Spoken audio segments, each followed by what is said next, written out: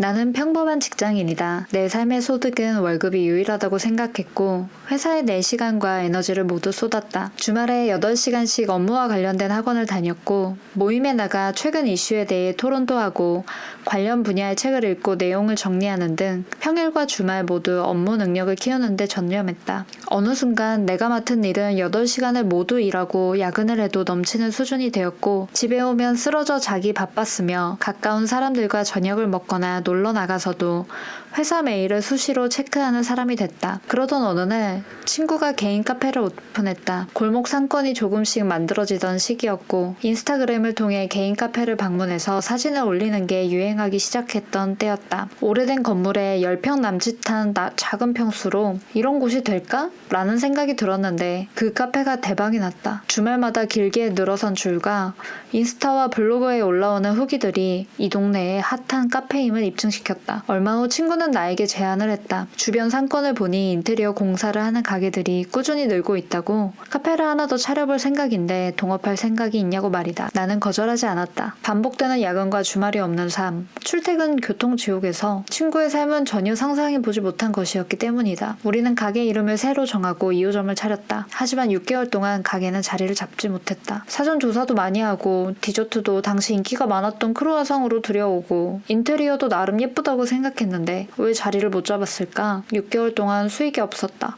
그러다 베이킹하는 직원을 다시 뽑고 디저트 메뉴를 완전 바꾸었더니 입소문이 나기 시작하면서 매출이 10배가 상승하는 걸 보게 됐다. 매달 직원들의 급여와 수익을 계산하던 나는 신세계를 보았다. 이게 돈이 되는구나. 회사에서 주는 월급 말고도 돈을 벌 수 있는 방법이 있구나.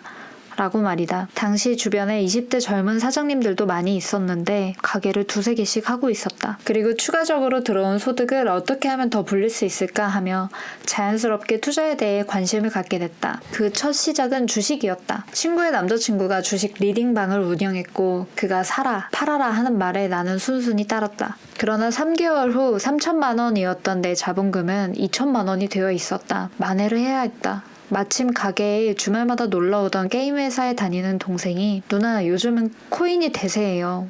라고 말하며 코인을 추천했다. 나는 그가 추천해준 코인을 샀고 한 달 만에 내 투자금은 또 20분의 1로 줄어들었다. 나는 생각했다. 돈은 도대체 어떻게 불리는 것일까? 돈은 모으는 법, 불리는 법, 잘 쓰는 법, 유지하는 법 4가지를 다르게 공부해야 한다고 하는데 내가 제대로 돈을 불리는 방법을 공부한 적이 있었을까? 아니다. 나는 늘 누군가가 사라는 것을 사고 팔았다. 어떤 기업에 왜 투자하는지도 모르고 어떤 코인인지도 모른 채 그냥 추천받으면 하라는 대로 했던 것이다. 이건 아니라는 생각이 들었다. 그때 얼마 전 카페에 놀러왔던 동업자인 친구의 친구가 생각났다. 갑자기 외제차를 타고 와서 어디에 주차해야 하는지를 물어봤던 친구. 아니 저 친구는 어떻게 우리 나이에 외제차를 타고 다닌대? 라고 물어보니 돌아오는 대답은 이랬다. 제 부동산 투자한대. 사실 난 그 말을 들은 순간 화가 먼저 났다. 저런 애들 때문에 내가 살 집이 없는 거야. 부동산 가격이 그래서 계속 오르는 거야.